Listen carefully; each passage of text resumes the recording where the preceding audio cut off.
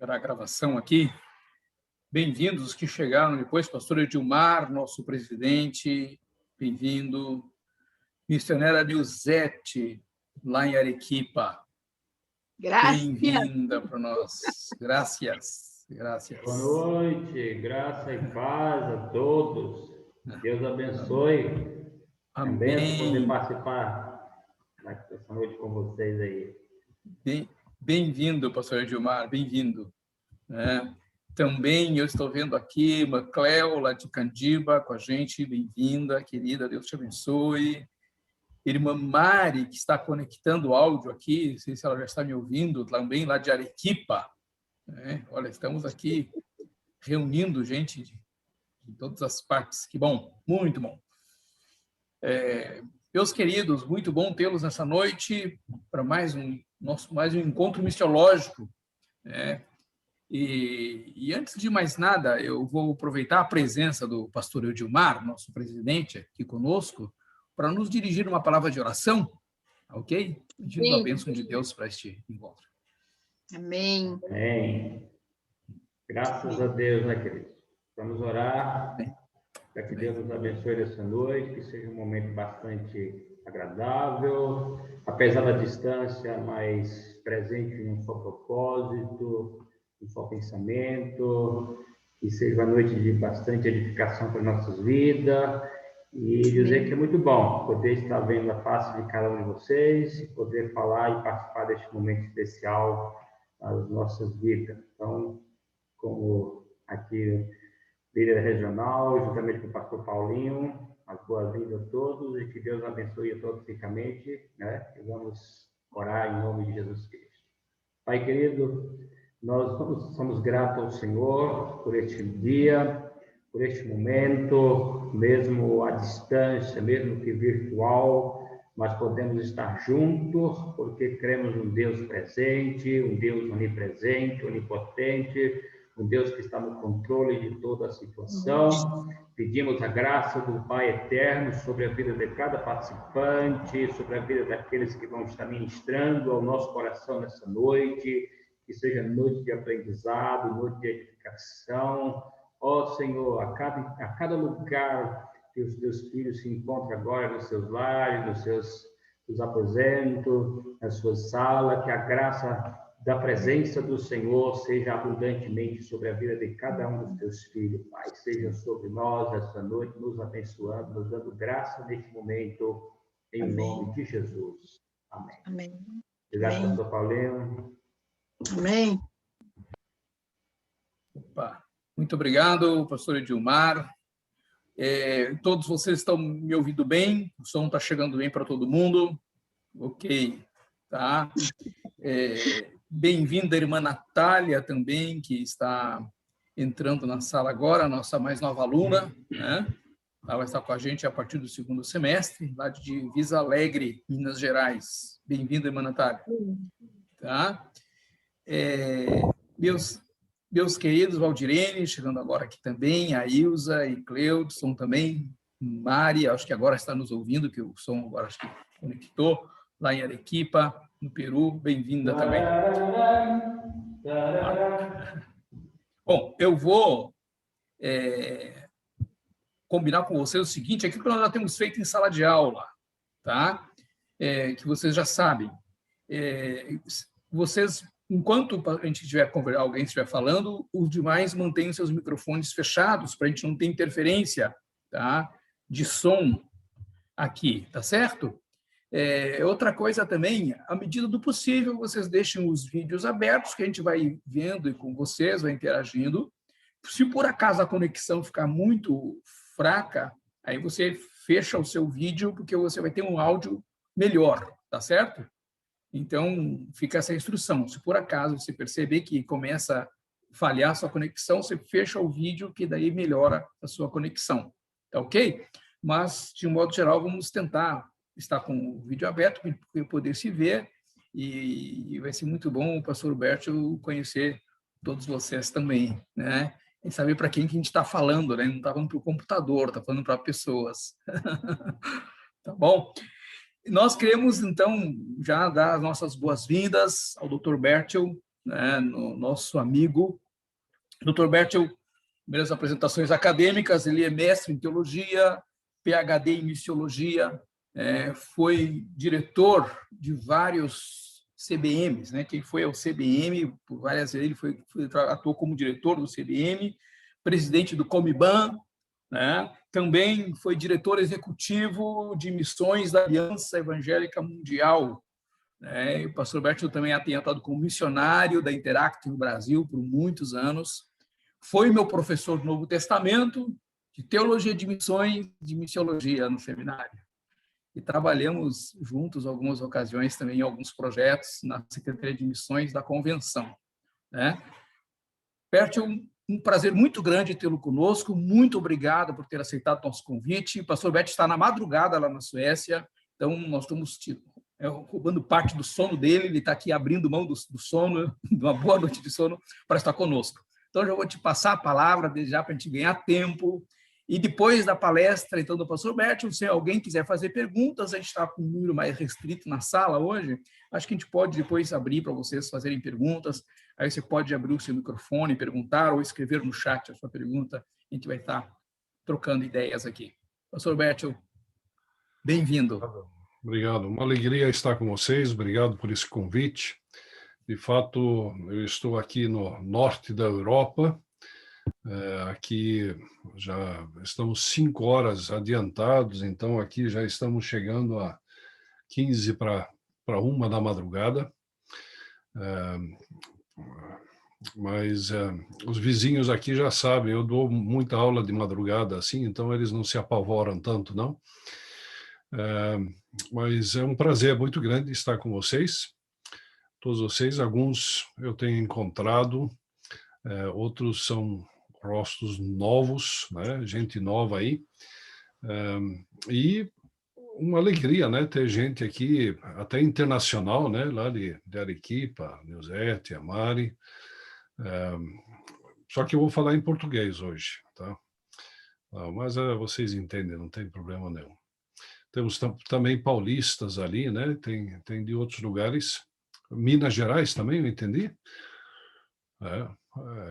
E, naturalmente, os nossos queridos irmãos aí na Bahia. Quando a gente aceita um convite assim, a gente pensa um pouquinho na possibilidade de fazer as coisas, né? E nós deveríamos já ter voltado ao Brasil. Normalmente moramos em Campinas, em São Paulo, estado de São Paulo. Mas, devido à pandemia e à situação toda, nós tivemos que permanecer mais tempo aqui. Aqui é a sede, inclusive, da missão com a qual nós temos trabalhado ao longo dos anos, que deu origem também às igrejas batistas independentes no Brasil. E nós temos também os nossos filhos e netos aqui, a maioria aqui, inclusive, nessa mesma cidade. Então, não foi difícil decidir permanecer, por um lado. Por outro lado, nós temos a nossa casa lá em Campinas e normalmente trabalhamos de lá, né?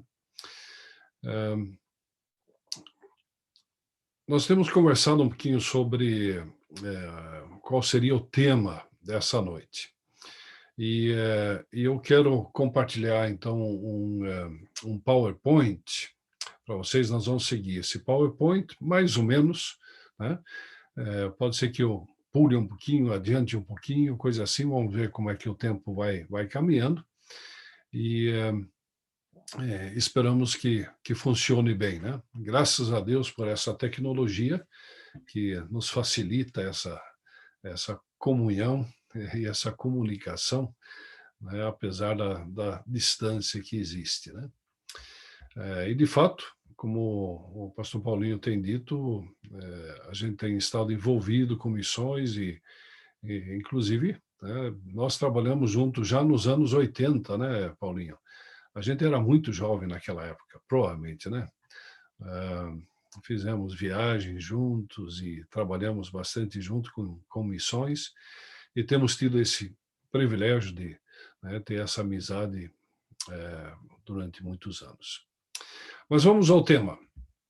Então, o tema que eu queria compartilhar com vocês é o tema da igreja em missão, a igreja missionária ou missional, sua atuação e impacto nos dias atuais.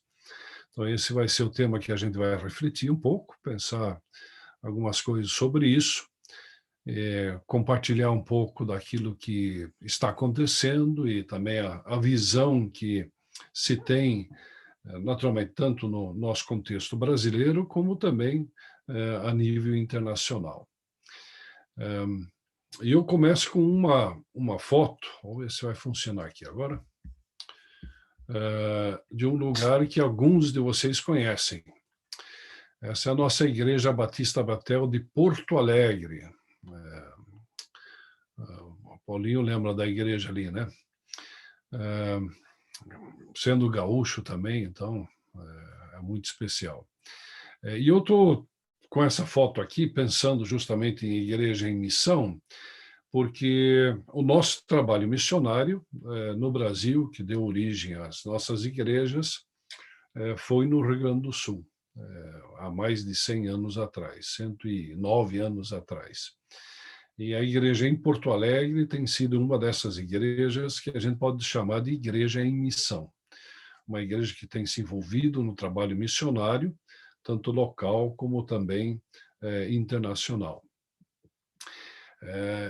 Na verdade, a ênfase das missões brasileiras, eu diria das missões latinas, né, na América Latina, tem sido a igreja, a partir da igreja. Nós não fazemos normalmente missões sem o envolvimento da igreja, parte da própria igreja, o que é diferente em alguns outros lugares no mundo, onde, quem sabe, mais agências missionárias ou, quem sabe, o sustento vem de fundações, de empresas. No nosso caso brasileiro, nós dependemos da igreja local. Então, é impossível você falar sobre missões sem pensar na igreja. E por isso, então, esse tema também é muito relevante. Uma igreja missionária, ou se quisermos chamá-la de missional, nós vamos destrinchar isso um pouco, né?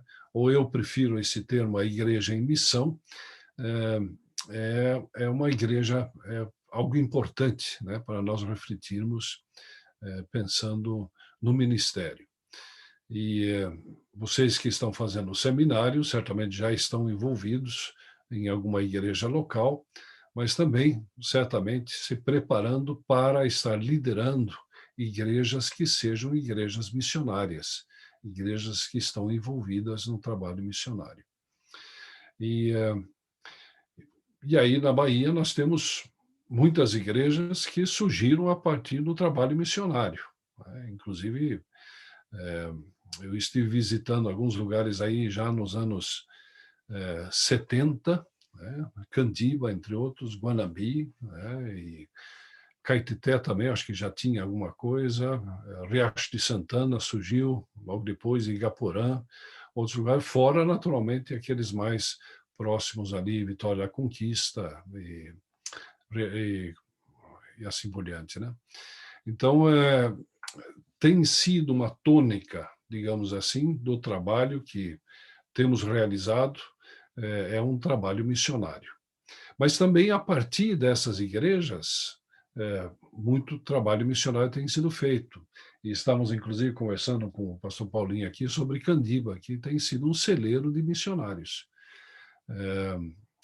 E nós temos vários que saíram aí da região da Bahia, aí do interior da Bahia, e estão hoje nos campos missionários. E, inclusive, vocês têm tido o privilégio de ouvir duas delas, né, que vêm baianas aí, a Nilzete, que está conosco, a Zazá também, e temos outros aí, né?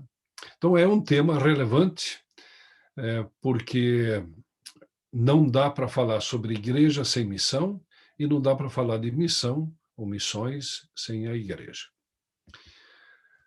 A grande pergunta é, naturalmente, o que precisa caracterizar a igreja do século XXI para o cumprimento dessa missão? Ou como a igreja pode atuar hoje tendo o impacto desejado, tanto em seu contexto local e o seu envolvimento global?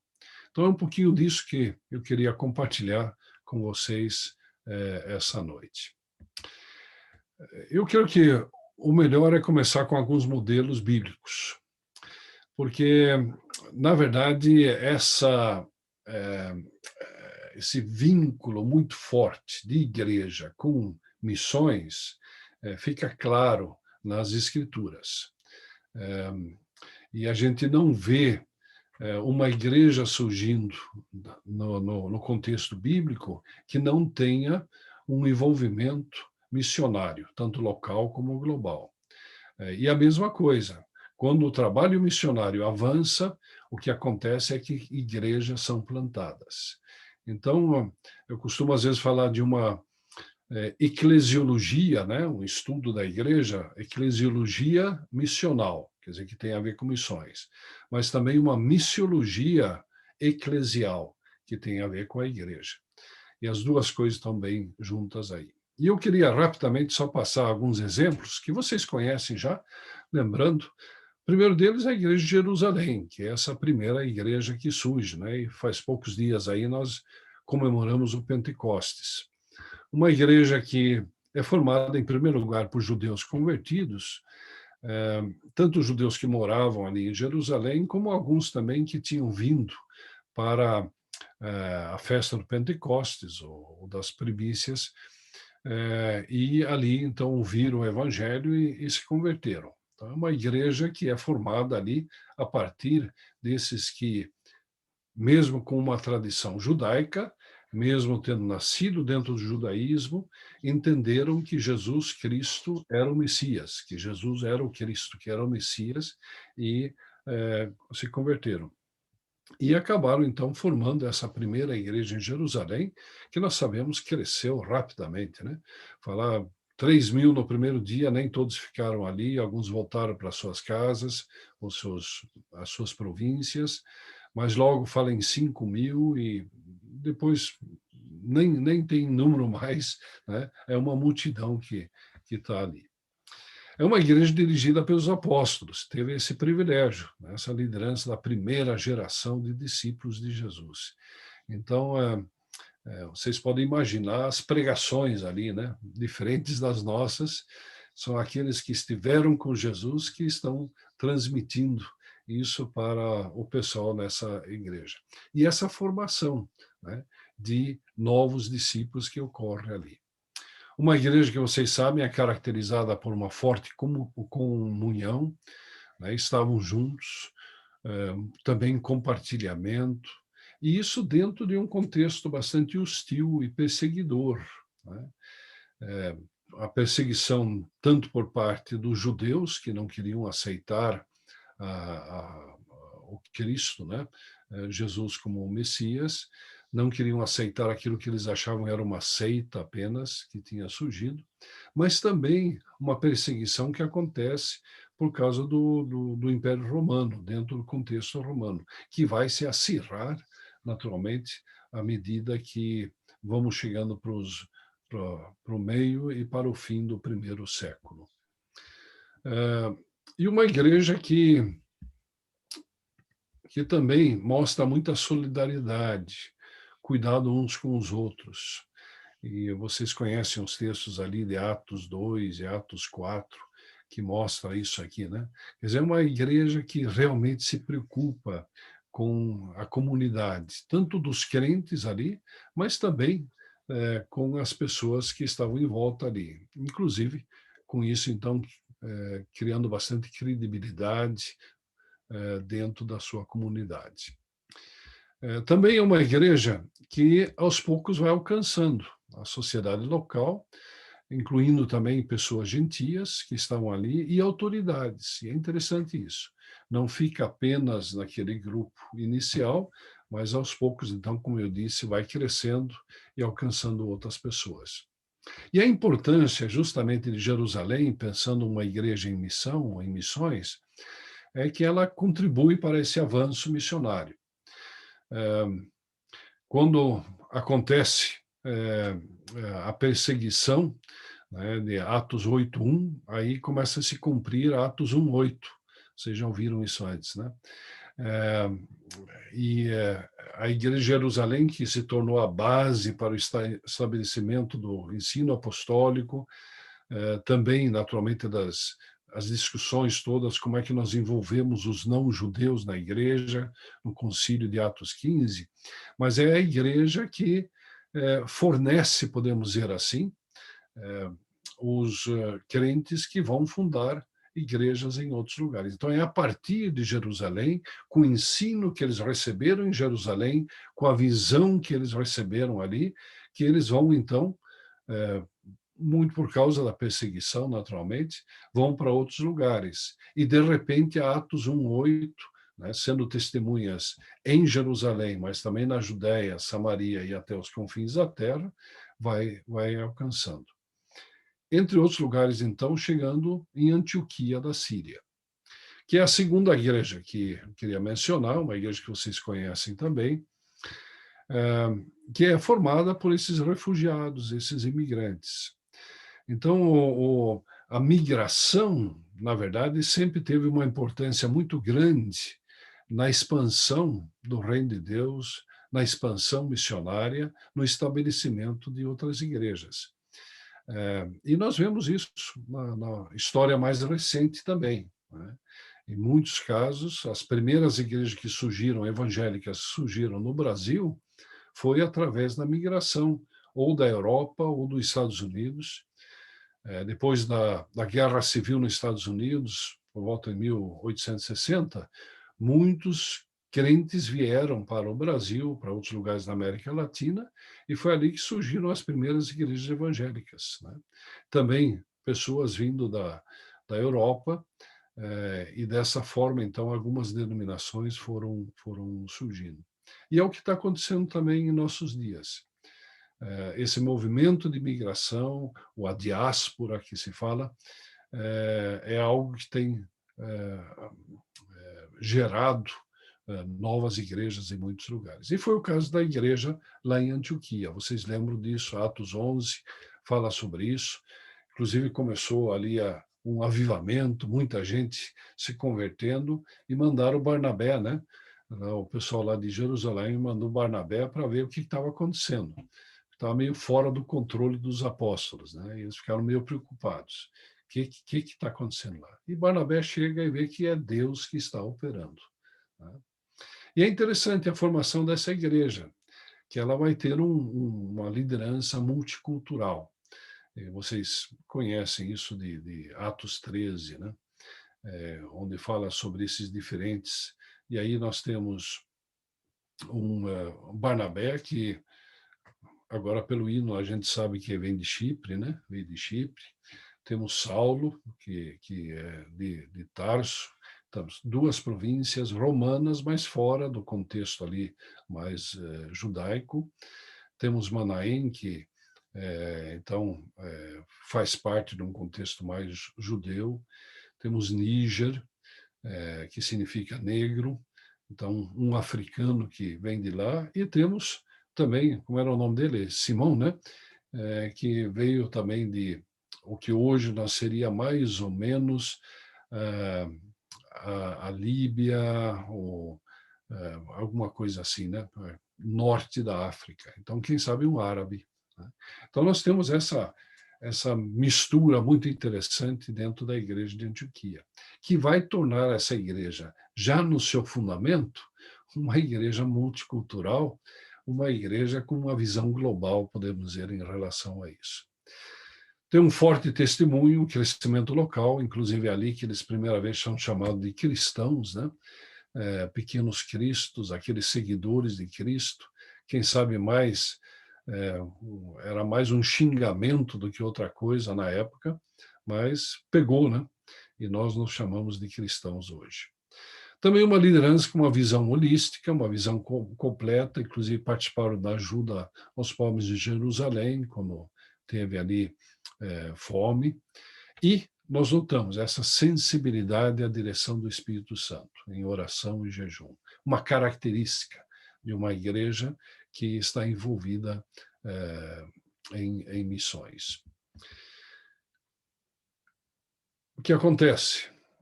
Lembramos, Deus fala através do Espírito Santo, separa Barnabé e Saulo, né? E a igreja concorda com isso. Ela tem essa visão que precisa participar, né, das missões globais. E é interessante. A igreja em Antioquia, a gente costuma até chamar da base missionária, né, da origem do movimento missionário dessa época. Não foi só ela, naturalmente, porque os outros apóstolos eles saíram de Jerusalém e foram para outros lugares, segundo a história, a tradição da igreja. Mas Atos dos Apóstolos mostram claramente a importância dessa igreja em Antioquia, que acompanhou Barnabé e Paulo, e depois Paulo também, Silas e os outros que foram fazer o trabalho missionário. Uma terceira igreja que eu queria mencionar rapidamente é a igreja de Filipos, que é fundada na segunda viagem missionária de Paulo. É uma igreja que começa muito interessante, com a conversão de uma mulher, Lídia, uma estrangeira, uma imigrante, né, que tinha vindo da Ásia Menor, uma empresária, uma senhora rica, que provavelmente era temente a Deus. Paulo encontrou ela num lugar de oração e ela, então, aceita Cristo. E depois temos aquela jovem, né, que vocês lembram, foi liberta do espírito maligno de adivinhação, que eu creio, não diz claramente, mas eu creio que ela também se juntou à igreja ali. E ela, quem sabe, simboliza muito a escravidão, o trabalho escravo. Quem sabe o que hoje nós falaremos de tráfico humano. É uma situação bastante difícil, mas ela é liberta em nome de Jesus. E temos a conversão do carcereiro. Esse carcereiro provavelmente era um militar romano aposentado, era bem comum isso, que eles ganhavam, depois da aposentadoria, um local desse, um trabalho dessa forma, e Filipos era um lugar onde muitos desses militares romanos aposentados moravam, pelo lugar muito gostoso que era ali, né? Então, esse é o começo dessa igreja em Filipos. De novo, uma igreja com características multiculturais, multissociais, né? A variedade aqui, nós temos uma pessoa muito rica, outra a moça essa escrava, temos o carcereiro e assim por diante. E a igreja vai se reunir inicialmente na casa de Lídia. Então, inclusive, a liderança feminina aqui é bastante importante. E que se envolveu no ministério do apóstolo Paulo. E eu não tenho tempo de ver isso, vocês conhecem. Tem muito de cooperação. A carta que Paulo manda à igreja de Filipos é uma declaração de amor à igreja. E é bonito isso. É um missionário declarando o seu amor pela igreja local, que o acolheu, que ele também, naturalmente, gerou essa igreja, de certa forma, né? E o acompanhou ao longo do seu ministério. Inclusive, no fim, nós vemos também que enviaram um jovem, né, para trabalhar com Paulo lá em Roma.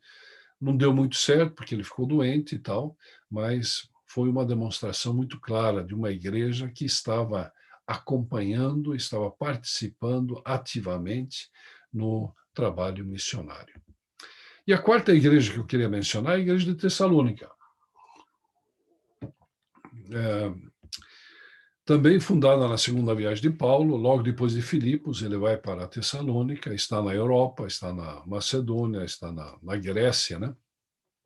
Uma igreja que cresceu rapidamente, amadureceu, também apesar das perseguições que são mencionadas aí.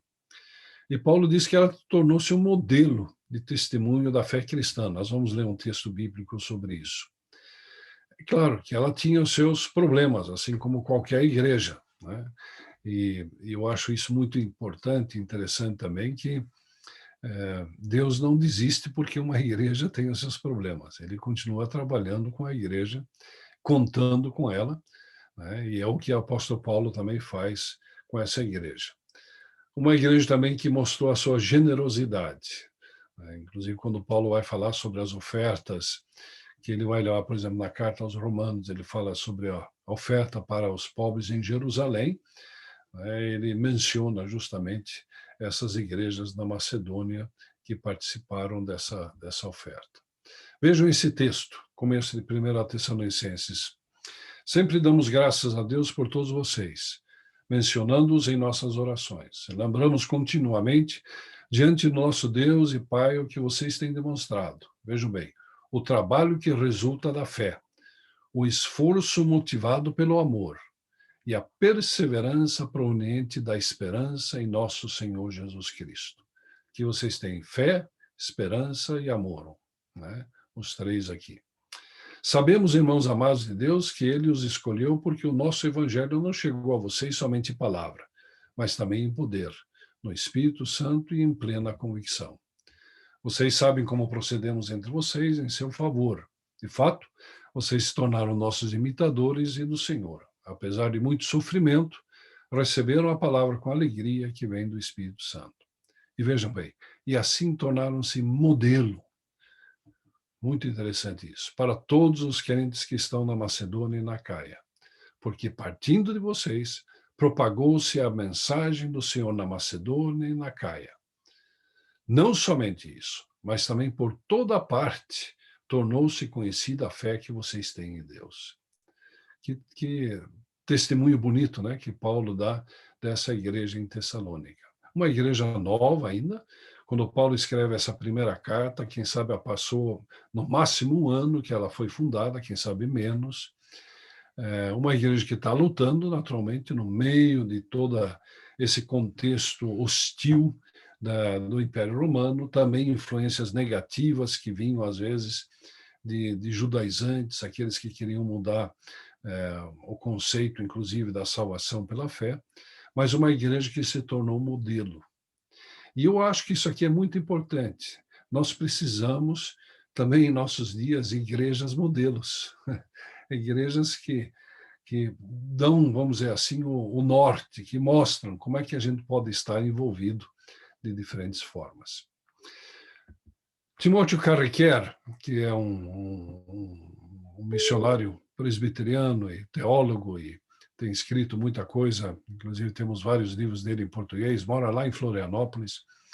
Ele escreveu um livro há pouco tempo atrás que chama-se A Igreja Missional, e ele faz análise, entre outros, dessas igrejas, mas mais algumas também, e ele acha algumas coisas em comum, né? Pontos que todas essas igrejas do Novo Testamento têm em comum para se tornarem igrejas envolvidas em missões. A primeira que ele diz é que é a convivência, o desenvolvimento pela graça, quer dizer, a compreensão da graça de Deus, né?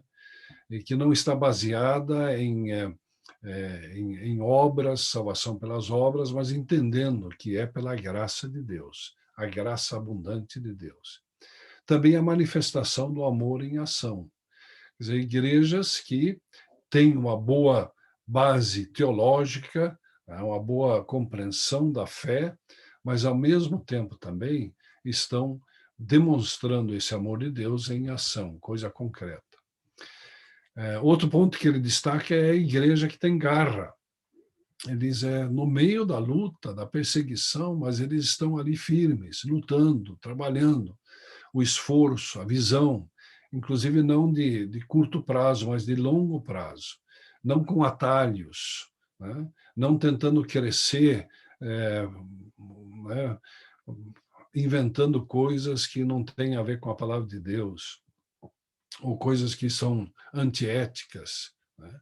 Mas pensando num trabalho, né, de discipulado a longo prazo. Vida de oração é uma característica dessas igrejas. Igrejas guiadas pelo Espírito Santo, né? Outro destaque, basicamente todas essas têm liderança múltipla, né? Não é uma pessoa só, mas é um grupo de pessoas que está liderando. Às vezes pode ter um pastor principal e tal, mas é um trabalho em conjunto, é uma liderança, e muitas vezes, então, multicultural, como nós vimos.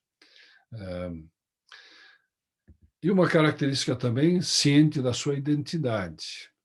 O que é essa igreja? Para que nós servimos? Quem nós somos, na verdade? E, naturalmente, isso é muito importante. E nós vemos isso sendo reforçado no Novo Testamento, vez após vez. Por exemplo, quando o apóstolo Pedro escreve na primeira carta, capítulo 2, verso 9, né? Fazendo uma comparação, ele diz, mas vocês são, né, raça eleita, ou geração eleita. Vocês são sacerdócio real, sacerdócio do reino de Deus. Vocês são nação santa. Vocês são de propriedade exclusiva de Deus. Usando termos de identidade da igreja que reflete naturalmente aquilo que nós conhecemos até do Antigo Testamento, quando Deus queria mostrar ao povo de Israel qual era a identidade do povo que tinha saído do Egito, né, da escravidão do Egito. Então, conhecer essa identidade, quem nós somos em Cristo Jesus, é muito importante para uma igreja que realmente quer ter um impacto na sociedade. E, diz o Kerrigan, que são igrejas que têm um impacto, né, que impacta tanto local como globalmente. Tem uma... faz diferença onde eles estão, diferentes formas, mas também está envolvida num trabalho mais internacional. Bom, até aí, então, a nossa reflexão mais bíblica. Eu queria rapidamente dizer alguma coisa sobre definições. O termo missão designa naturalmente tudo aquilo que tem a ver com a tarefa da igreja, de ser igreja, né? Então, envolve não só o trabalho evangelístico e missionário, de envio missionário, mas também tudo aquilo que tem a ver com a igreja, a comunhão, o ensino, né? A oração pelos enfermos, a intercessão, a comunhão do corpo, quer dizer, essa parte orgânica da igreja, né? Então, todos esses aspectos da igreja fazem parte da missão, da tarefa da igreja, né? Missões, nós costumamos usar esse termo, ele é um pouco próprio nosso, porque mesmo em português a palavra missões no plural seria muitas missões, né? Quer dizer, mais do que uma missão, missões, é plural.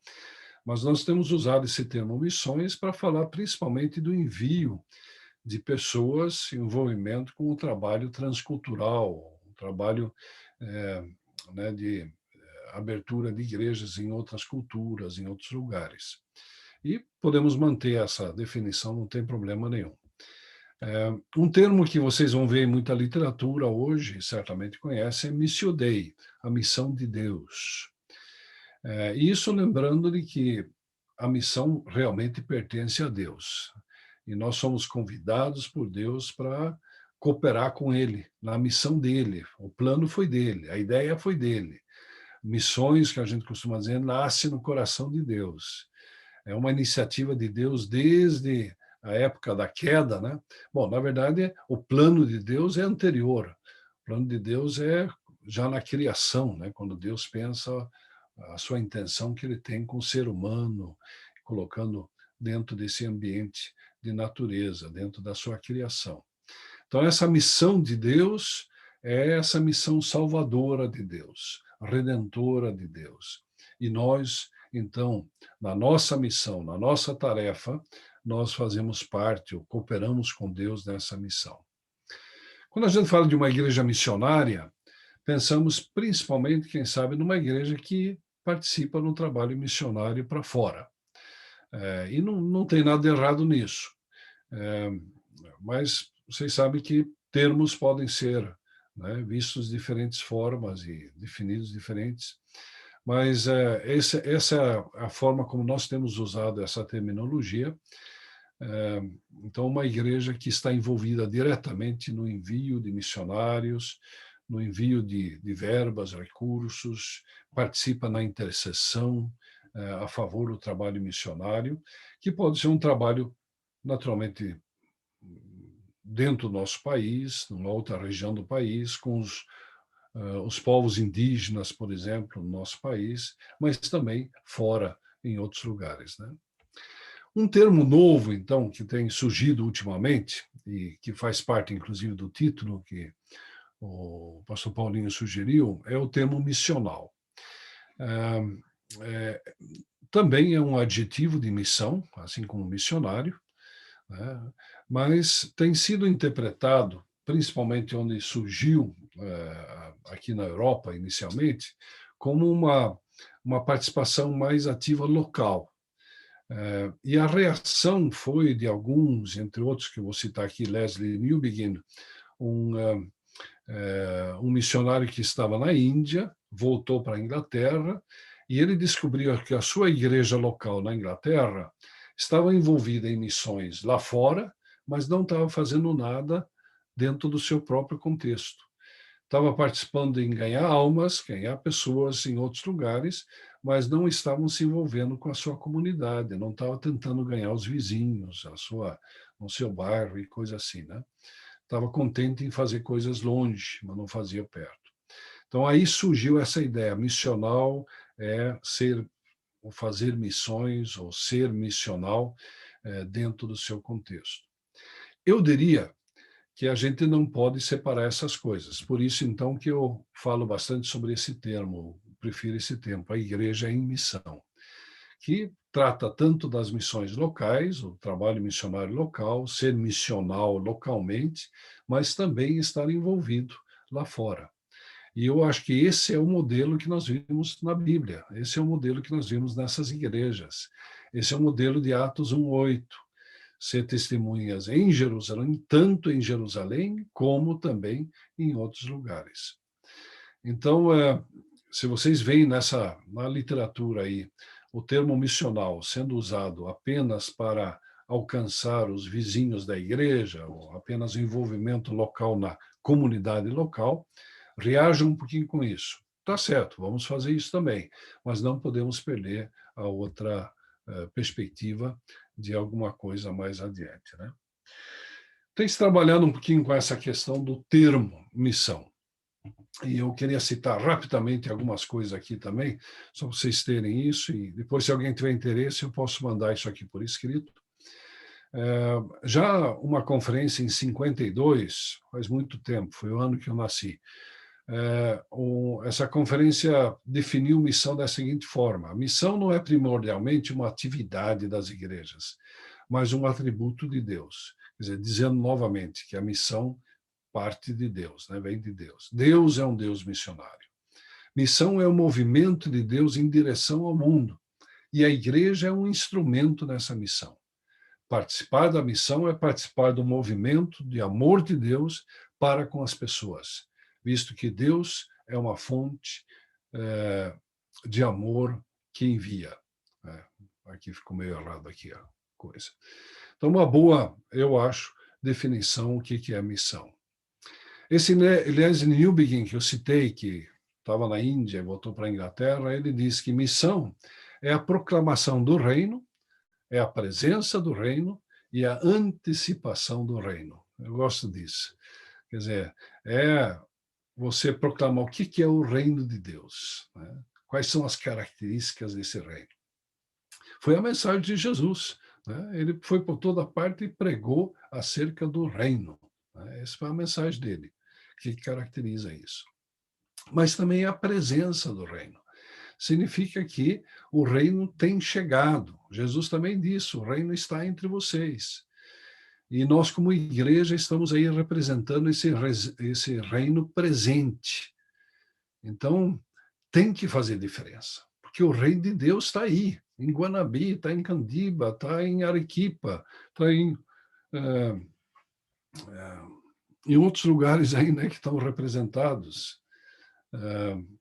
O reino de Deus está aí, porque a igreja está aí, porque você está aí, né? Mas também uma antecipação do reino, quer dizer, mostrando essa eternidade do reino, apontando para o futuro também, esse reino que virá de uma forma completa, né? Eu ia dizer que também o reino está lá em Ferraz de Vasconcelos, é isso que eu ia dizer, depois me fugiu o nome da cidade. Leslie Newbigin, ele também diz que missão é a continuidade da missão de Jesus, sendo uma comunidade de louvor, de verdade, da verdade, que é Jesus, envolvida com a sua vizinhança, naturalmente, preparando homens e mulheres para o ministério, de responsabilidade mútua, eu gosto disso, uma nova ordem social, de alguma forma, quer dizer, uma contracultura, uma coisa diferente, mas também de esperança. Essa é a forma como esse Leslie Newbegin vê as coisas. Um autor que, quem sabe, vocês têm lido alguma coisa, senão eu recomendo, é Christopher Wright, ou Chris Wright. Nós temos alguns livros dele em português, inclusive, e ele tem sido muito, diria assim, o porta-voz dos evangélicos no mundo hoje, em termos de uma missiologia, de uma compreensão dessa questão de uma igreja envolvida em missões. Ele, inclusive, é o teólogo de Lausanne. John Stott foi muito importante na Conferência de Lausanne em 74. Chris Wright tem tomado o manto dele, podemos dizer, e não sei se alguém de vocês já leram O Compromisso da Cidade do Cabo, que foi a terceira conferência de Lausanne na Cidade do Cabo, na África do Sul, 2010, e Chris Wright, ele tem sido o escritor, o editor disso, né? E ele diz, num dos livros dele, ele diz que, fundamentalmente, nossa missão, se ela for biblicamente definida e validada, designa a nossa participação ativa como povo de Deus, a convite de Deus, segundo o mandamento de Deus, para a redenção da criação de Deus. E isso mostra o nosso envolvimento naquilo que é o plano de Deus, né? Um outro autor que também pode ser interessante, quem quer se aprofundar um pouco, é o Michael Gohin. Tanto o Chris Wright como o Michael Gohin têm pregado, dado estudos bíblicos nos nossos congressos brasileiros de missões. E Michael Gohin, que tem um excelente livro também, que fala sobre a igreja em missão, ele diz assim, na sua melhor definição missional, usando essa palavra, e veja a visão completa dele, descreve não uma atividade específica da igreja, mas a própria essência e identidade da igreja. Quer dizer, em outras palavras, uma verdadeira igreja, ela está envolvida em missão, ou em missões. Senão não é uma verdadeira igreja, né? É a questão da natureza da igreja, missionária da igreja. Mas a própria essência e identidade da igreja, à medida que ela assume seu papel na história de Deus, no contexto da sua cultura e participa na missão de Deus para o mundo. Então, tanto essa participação local como internacional, global.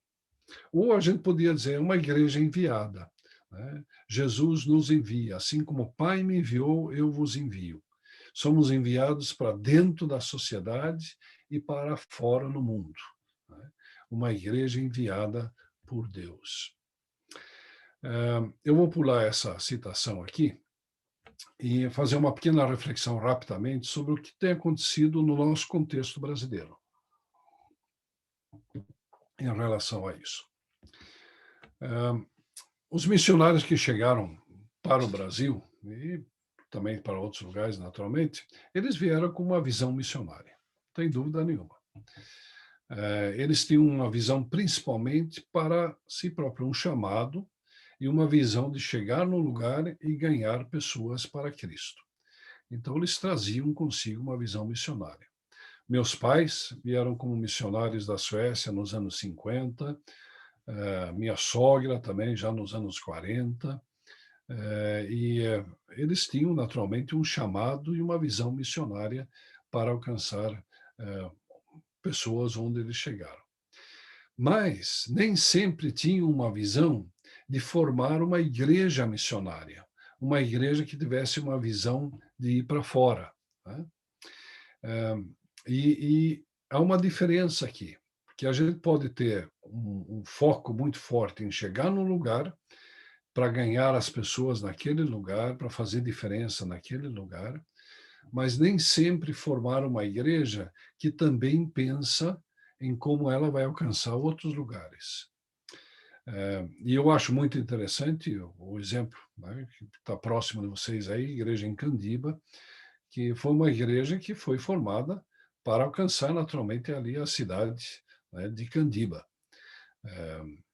Mas surgiu de lá também muitos missionários, vários missionários. Significa que houve um ensino também pensando em alcançar fora de lá, né? Então, muitos vieram com essa ideia, evangelizar, ganhar almas, né? Então, nós vamos para lá e fazer isso, está certo. Plantar igrejas. Muitas vezes também havia uma ajuda assistencial aos necessitados, quer dizer, havia um envolvimento local. E eu creio que isso é muito positivo. Foram feitas instituições, formadas instituições como escolas, orfanatos, asilos, né, clínicas, hospitais. Isso faz parte da nossa história, né? E, como um parênteses, as escolas que os batistas, presbiterianos, metodistas, luteranos, né, o que nós formamos ali no Rio Grande do Sul, foi muito importante e ainda tem muitos projetos desse tipo. Mas, muitas vezes, a gente nota que havia uma falta de uma visão de missões transculturais. Demorou, por exemplo, até que a igreja brasileira começou a se envolver com a evangelização dos indígenas, né? Missões entre os indígenas. E foi apenas quando chegaram, ou a partir de que chegaram missões de fora, nos anos 50, 60, que começou um trabalho entre os nossos povos não alcançados no Brasil. Então, o que eu quero dizer com isso é que é muito importante que haja uma participação local, naturalmente, mas com uma visão também ampla de chegar em outros lugares, né?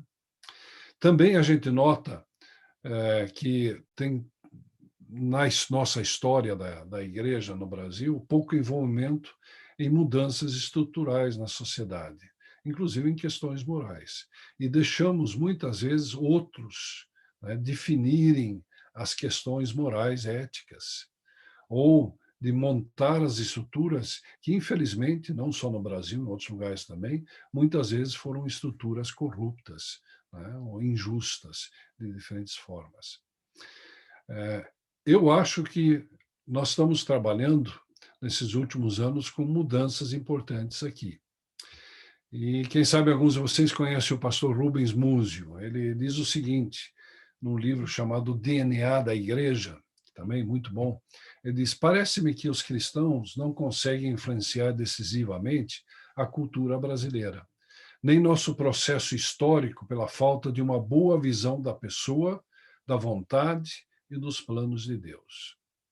Precisamos de uma teologia maior que as questões sociais, mais atraente que o consumismo, mais robusta que as necessidades psicológicas e emocionais. Precisamos de uma saudável visão do mundo segundo Jesus, uma cosmovisão bíblica, uma visão do mundo bíblica, que transforma a mentalidade e a vida do cristão pós-moderno. Se nossa mentalidade não mudar, dificilmente nos tornaremos pessoas melhores. Larguemos esse cristianismo do tamanho de um aquário e naveguemos pelo vasto oceano bíblico que Deus nos oferece. Palavras fortes, na verdade. Mas é um desafio de estarmos envolvidos na sociedade, fazendo diferença, que as pessoas notem que a igreja, o reino de Deus está ali com seus valores de paz, de justiça, de retidão, de igualdade de direitos, mas também, naturalmente, com a pregação da salvação em Cristo Jesus. Chegando mais para o fim, né? A conclusão aqui, vocês já devem estar meio cansados aí. O que caracteriza uma igreja que causa impacto em nossos dias? Eu diria uma igreja que tem consciência da razão da sua existência, aquela questão da identidade, da sua vocação por Jesus. Uma igreja que entende que ela é enviada ao mundo, à sociedade, aos necessitados, naturalmente, de um evangelho completo, em todos os aspectos da vida, né? Uma igreja que exerce sua função profética na sociedade. Onde está a igreja? Né? No meio de tanta coisa que acontece, denunciando o pecado, tanto individual como coletivo, que combate estruturas e sistemas corruptos e injustos. Uma igreja que também não só denuncia, né? Não só mostra o lado negativo, mas principalmente propõe, demonstra uma sociedade alternativa, aquela questão da contracultura, né? Onde existe justamente justiça, equidade, direitos, honestidade e solidariedade. A igreja precisa dar esse exemplo. É a questão do modelo que nós falamos lá em Tessalônica. Uma igreja que se torna modelo, não só para outras igrejas, não só para os cristãos, mas um modelo para a sociedade. Uma igreja que realmente é agente do reino de Deus, não age em função de reinados pessoais, nomes denominacionais ou divisões e polarização, né? Uma igreja que realmente é esse embaixador, somos embaixadores do reino de Deus. Uma igreja que vive o evangelho de forma prática. E eu acho que a pandemia tem nos dado essa oportunidade, né, de mostrar o amor, a ação, pelo amor de Deus, solidariedade. Uma igreja que leva a sério sua responsabilidade pela evangelização do seu país e do mundo. Olha, o mundo está contando com a igreja brasileira. Eu tenho ouvido sobre o crescimento da nossa igreja no Brasil. Tem muitos lugares que não tem igreja, tem muitos povos ainda que não foram alcançados pelo Evangelho. Então, temos aqui uma responsabilidade, uma tarefa importante. O que significa isso na prática, então? Chegando à conclusão. O que é ser uma igreja em missão em nossos dias? Eu diria ter essa visão completa da missão de Deus. É isso que eu tenho tentado mostrar um pouquinho aqui, né? A tarefa que nós temos cooperando com Deus nessa restauração, né, do ser humano, mas também da sociedade, naquilo que é possível, né, representando esse reino. E eu creio que para nós líderes, né, temos vários colegas pastores aí, líderes, seminaristas, ensinar sobre isso na nossa igreja. Eu acho que a igreja vai ser muito aquilo que nós ensinarmos, né? Mostrar esse plano de Deus de salvação do ser humano e a nossa, né, oportunidade, a nossa responsabilidade, nosso privilégio de representarmos esse reino em nossos dias. Ter a coragem de denunciar o pecado quando isso acontecer, mas também apontar soluções positivas. E eu gosto disso quando, por exemplo, uma igreja como em Guanambi vê que há uma necessidade ali e monta uma clínica, ou monta um trabalho social, ou está ali envolvido de alguma forma, mostrando, olha, isso aqui é uma boa forma de fazer a coisa, né? Naturalmente, também comunicar o evangelho transformador, tanto localmente como globalmente. E um aspecto aqui, que eu não sei se vocês concordam comigo, mas nós temos cultos de envio de missionários, né? Então, nós separamos eles, assim como fizeram lá a igreja em Antioquia, e abençoamos esses missionários. Mas que tal fazer um culto e enviar os membros da igreja para dentro, para os seus trabalhos, né? Aqueles que vão trabalhar nas repartições públicas, estão trabalhando ali nas escolas, hospitais, fábricas, quem sabe pessoas que trabalham né, em lares, de alguma forma. Quer dizer, como enviados.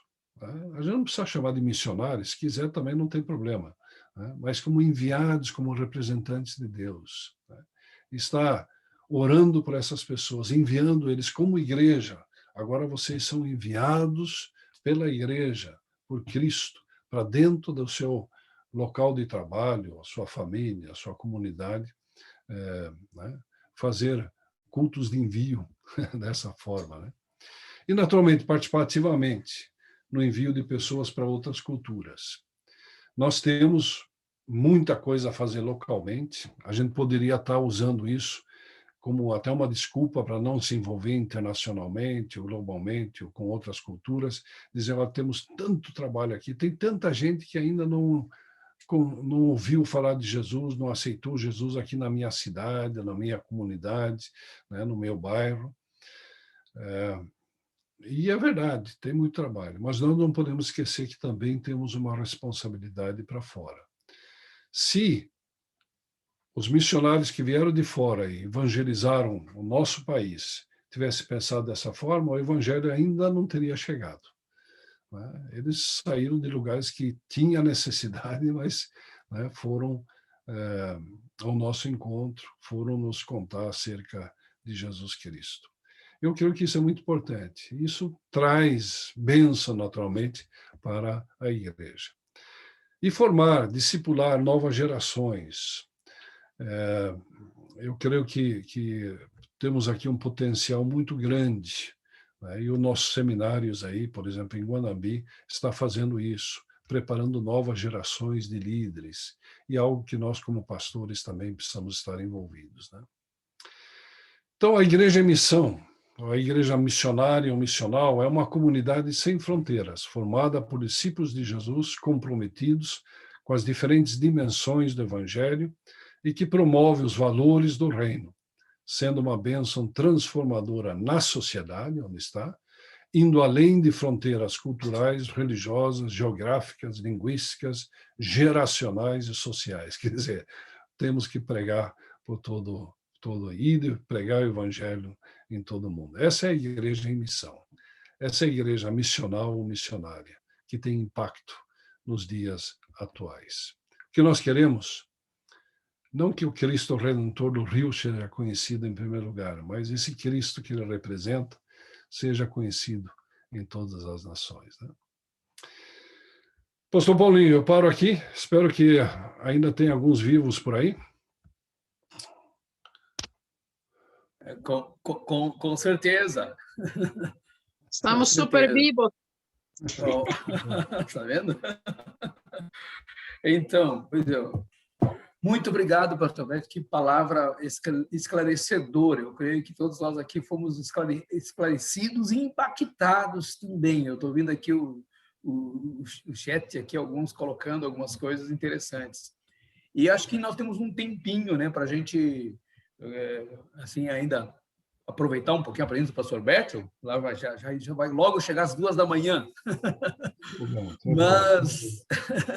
Mas acho que ele pode aqui nos responder algumas perguntas. Então, se alguém tiver alguma pergunta, pode abrir o microfone e fazer sua pergunta. Acho que é muito interessante a gente ouvindo um pouquinho. Ele colocou algumas coisas, uma parte bem prática de como a gente pode, a nossa igreja local, impactar, né, o local onde nós estamos e assim ser uma igreja em missão. Interessante, né, ampliando nossa visão, né, do que a gente tem aprendido até agora. Então, não sei se quem está com o microfone aberto e pode apresentar pergunta. É Israel? Pode perguntar, Israel. Quer perguntar? Oi, pastor Paulo, eu quero perguntar. Sim, Marta, pode perguntar. Missionário Berto, excelente e maravilhosa palavra. Valeu a pena ouvir, nos confrontou bastante e nos tira da nossa zona de conforto. Eu não gosto de púlpito de igreja. Eu falo que eu fui chamada, né, sou chamada, melhor dizendo, para aquele evangelismo pessoal. É o que eu gosto de fazer. E o que tem me preocupado ultimamente está até dentro de alguns pontos que o missionário colocou com relação à igreja missionária. É o ponto, assim, da evangelização com relação aos grupos homossexuais. Isso tem me angustiado muito, porque o sangue de Jesus Cristo foi derramado por todos. E alguns que eu converso e evangelizo, eles falam que tem até vontade de ir à igreja. Eu até conversei com o irmão Lúcio isso essa semana. Mas que quando chega lá, as pessoas deixam de prestar atenção em quem está na frente e volta toda a atenção para a pessoa. e que muitos evangélicos aproximam deles para condenar. E aí o que nós observamos que eles colocam para mim que no inferno eles já vivem do preconceito, da discriminação, da violência, da rejeição da família. Então, nós, como igreja, não existe igreja de homossexual, mas de ex-homossexuais, ex-prostituta, ex-drogados, ex-traficantes, ex-tudo. E nós, Jesus conta comigo para levar a mensagem de esperança, de reconciliação. E como nós, igreja, temos qual a tática, a pergunta, vou reformular a pergunta, desculpa. Qual a tática que nós devemos usar para alcançar essa comunidade chamada LGBT no Brasil, que a cada dia está aumentando? Eles precisam de Jesus. Jesus morreu por eles. Obrigado pela pergunta. É uma pergunta bastante atual, naturalmente, em todo o mundo. Aqui também na Suécia está se trabalhando com essa questão e, naturalmente, existem diferentes opiniões e perspectivas em relação a essa questão. Existe, naturalmente, também aspectos legais, como a gente define certas coisas e todo o lobbying, toda a pressão que essa comunidade tem feito, tem mudado, inclusive, leis, e você não pode mais falar, por exemplo, que qualquer desvio dessa forma, que a gente chamaria, quem sabe, não pode ser aceita, ou coisa assim, ou que isso é doença, ou qualquer coisa assim.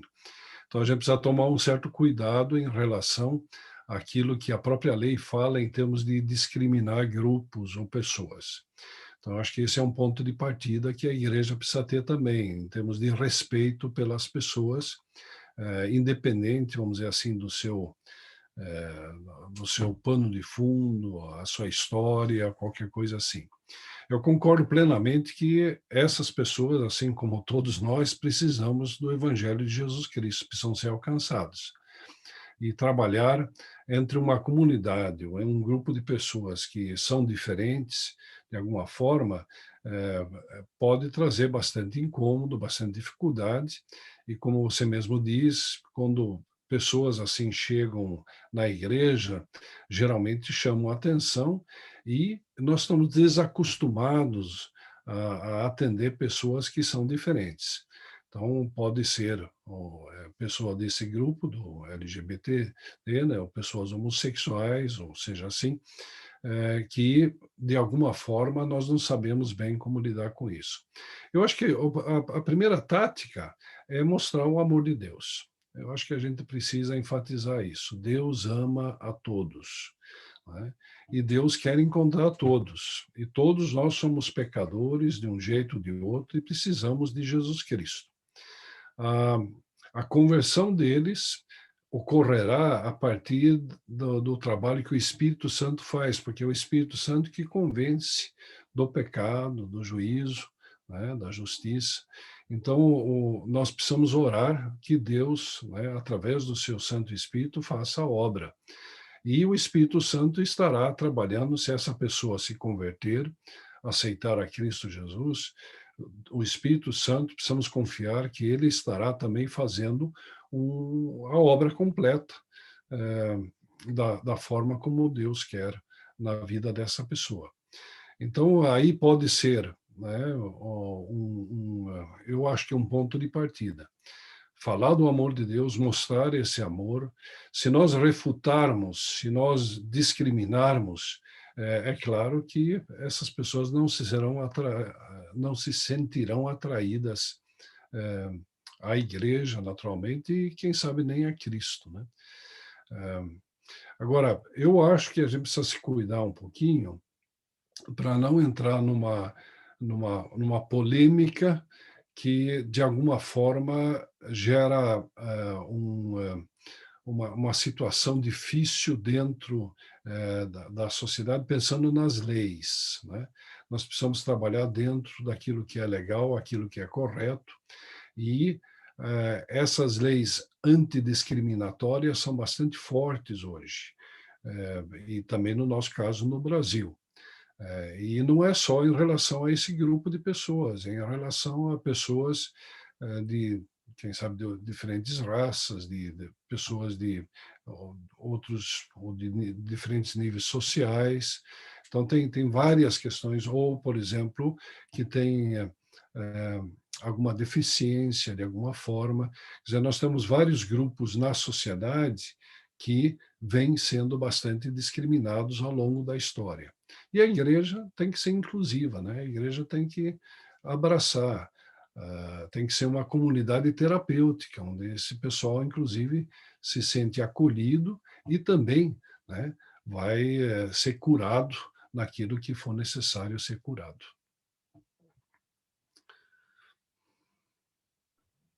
Ok, respondido, irmã Marta. Amém. Amém, né? Pastora Silvana tinha aberto o microfone, ela queria fazer uma pergunta também, pastora, em liberdade. Graça e paz, amados. Graça e paz. Pastor, em relação à igreja, né, em missão, um dos seus itens fala assim, que a igreja em missão deve participar ativamente do envio de pessoas para outras culturas, nacionais ou internacionais, com os recursos financeiros, intercessão e contato com os obreiros.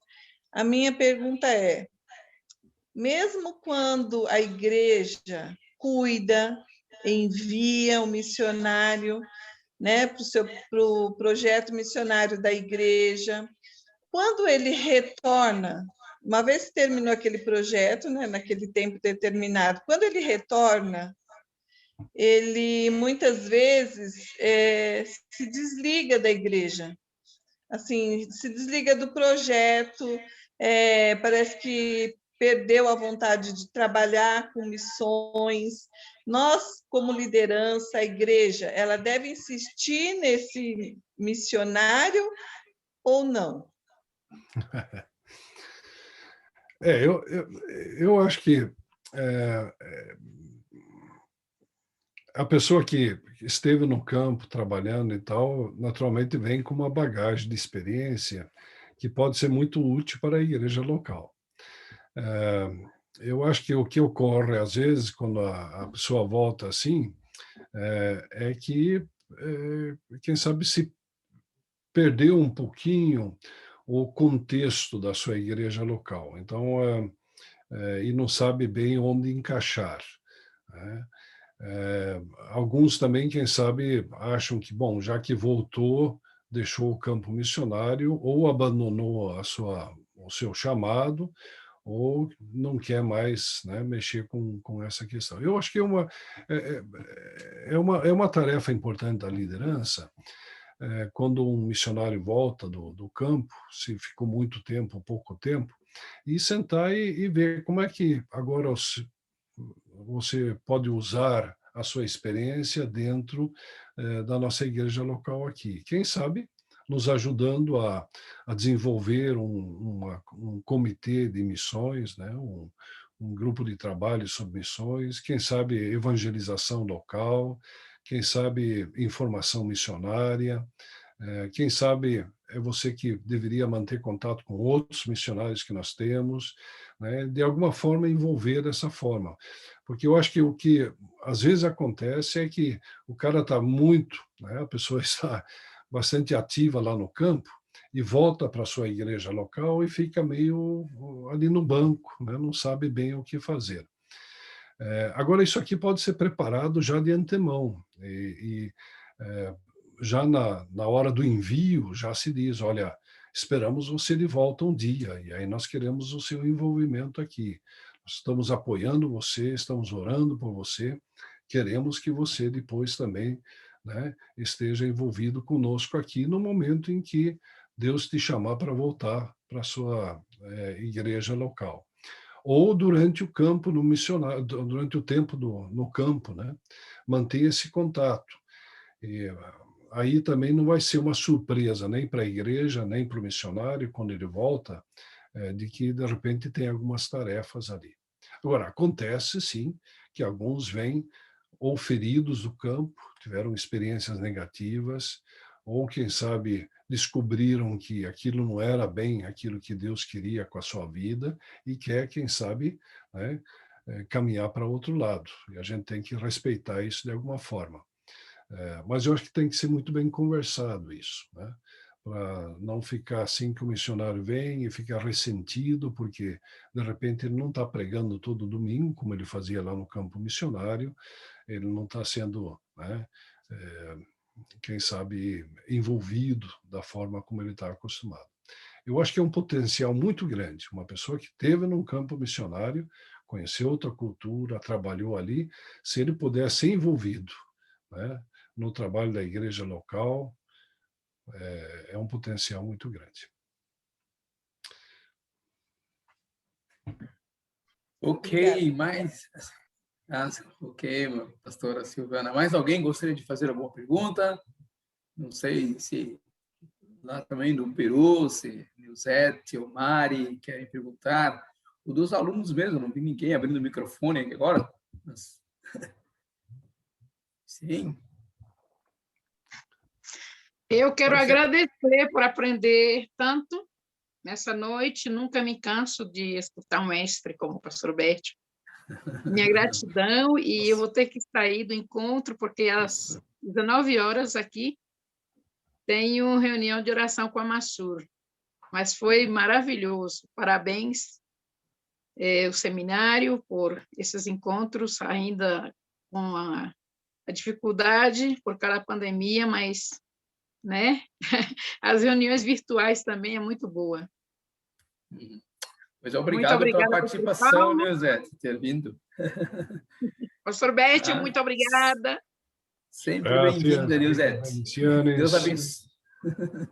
Amém. Deus abençoe você e a equipe. Um abraço aos irmãos peruanos. Amém, amém, amém. Um abraço a todos os seminaristas por aí. Obrigado. Sim, eu estou vendo Mari com o microfone aberto. Yo solo quiero agradecer a ustedes porque con el pastor Berti yo puedo aprender y creo que ahora tengo el panorama mejor en cuanto a misiones. Muchas gracias. Y como dice la pastora New, tenemos una reunión, pero ha sido muy bueno poder escucharlos. Que Dios los bendiga grandemente, pastor. Muchas gracias por la invitación. Amén, amén. Bendiciones. Bendiciones, gracias. Sim, a irmã, a pastora Marisa. Tem o microfone aberto? Sim. Eu tenho uma pergunta. Em cima mesmo do que a pastora Silvana perguntou, um dos problemas que nós enfrentamos muito é sobre o cuidado missionário, porque preparar para ir, a igreja prepara, para cuidar também, assim, enquanto eles estão lá, nada falta. O retorno depende mesmo da igreja abraçar e encaminhar para algum lado, isso depende mesmo, mas o que nós, como igreja, podemos fazer em relação ao cuidado? É uma equipe mesmo de cuidado missionário. Nesse final de semana, nós recebemos um casal que estava na Jordânia por 5 anos, né, por causa do DIP, ele esteve com a gente, e uma das coisas que ele falou, ele voltou por causa de enfermidade do filho, que nasceu na Jordânia, veio para cá. Eles vieram para fazer um tratamento aqui no Brasil. Mas quando eles chegaram, eles continuam na igreja, mas o sustento já é tirado. Então, eles precisam prover novas coisas para esse sustento. Então, eu queria assim que o senhor me ajudasse a pensar como nós, como igreja, podemos manter um cuidado missionário, não só quando se envia, mas principalmente o retorno. Como nós podemos cuidar desse missionário? E encaixar, eu entendi, como o senhor falou, mas esse cuidado permanente, como igreja, Porque eu gosto do cuidado missionário, mas sozinho é muito difícil. Então, como que a gente envolve a igreja num cuidado missionário? Por favor. Obrigada. Toda essa área do cuidado missionário é uma área um tanto nova para nós no movimento missionário brasileiro. Outros países que têm enviado há mais tempo já têm, vamos dizer assim, todo um sistema elaborado, né? Então, e esse sistema geralmente então inclui já no sustento que é enviado para o missionário, para a missão, para manter o missionário, já se desconta uma certa porcentagem, já está incluído no bolo total, digamos assim, algo que está previsto justamente para o retorno do missionário, não só a passagem dele, mas também um tempo se necessita, por exemplo, cuidados médicos, ou até para montar de novo a sua casa quando volta. Então, tem verba já separada para isso. Então, por exemplo, se ele recebe, digamos, para o sustento dele lá no campo,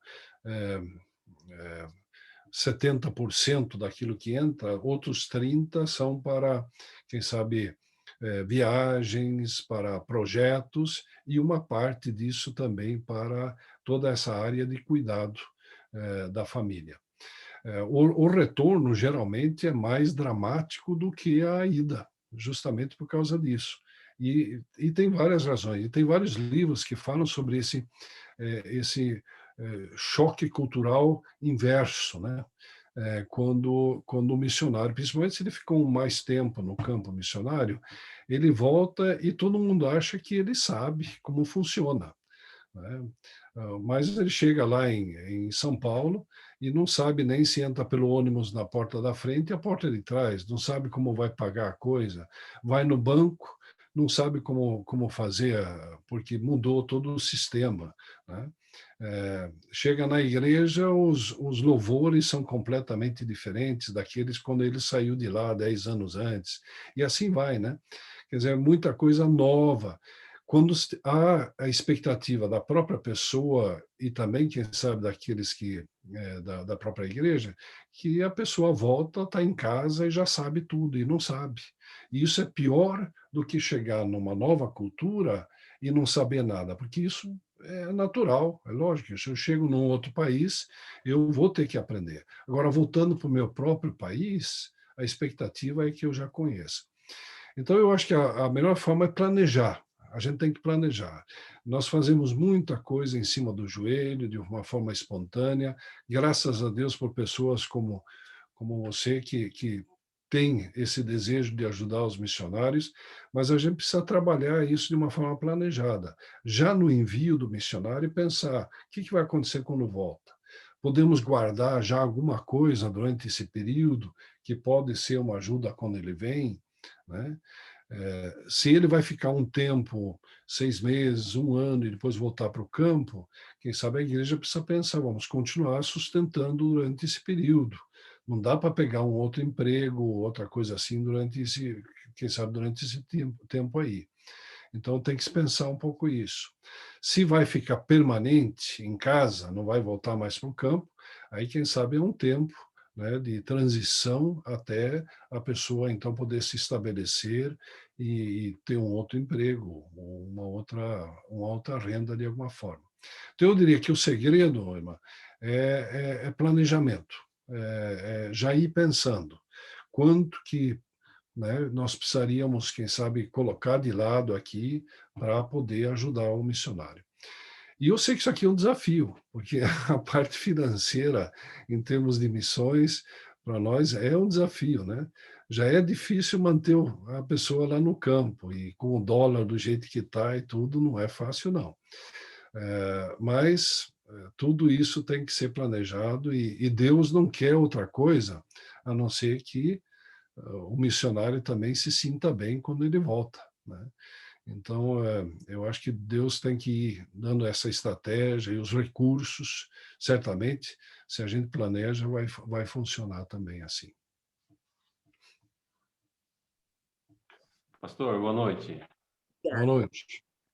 Uma coisa também que eu vejo que é muito importante também, com não só o cuidado, né, nessa área material com o missionário, mas também a parte também emocional. Sem dúvida. Que uma vez eu ouvi um missionário falando que a igreja fez uma festa muito bonita, fez um evento muito bonito para mandá-lo para o campo missionário, mas depois se esqueceu. Então ele se sentiu sozinho, né? E ele falou que isso foi muito ruim para ele, porque você já está numa terra que você não conhece a língua direito. Às vezes nem conhece a língua, vai depender dos outros, né? E esse contato físico, telefone, internet, ele não estava tendo. E isso deixou ele um pouco abalado e deixou ele um pouco desestruturado para continuar fazendo o trabalho, né? Então, acho que isso é uma área também muito importante, que não é só o fato material, é o corpo a corpo, é você estar ligando, é você estar conversando, perguntando como é que está. E eu vi esse relato e falei, é uma verdade. Às vezes se preocupa em mandar tudo aquilo que precisa, mas o contato humano, o calor humano, às vezes falta para o missionário no campo. Eu diria tanto a parte emocional, psicológica, como também espiritual, né? Porque a pessoa que está numa outra cultura, pode ser que não tenha ninguém que fale o idioma do coração, né? E ele quer chorar em português, ele quer, né, ouvir uma oração em português, ele quer ser aconselhado na sua própria língua.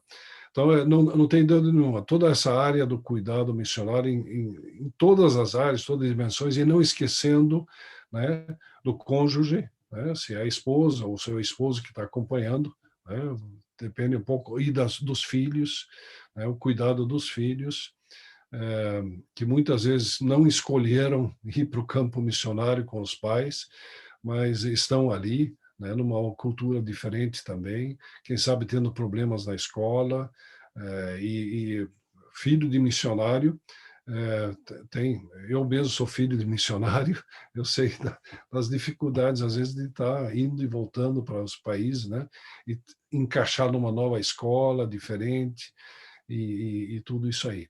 Então tem toda essa área e tem alguns que têm trabalhado bastante com isso. Nós temos uma rede no Brasil de cuidado integral do missionário. E, se eu entendi, vocês, inclusive, têm tido lá em Ferraz Vasconcelos um certo contato com a Missão Antioquia.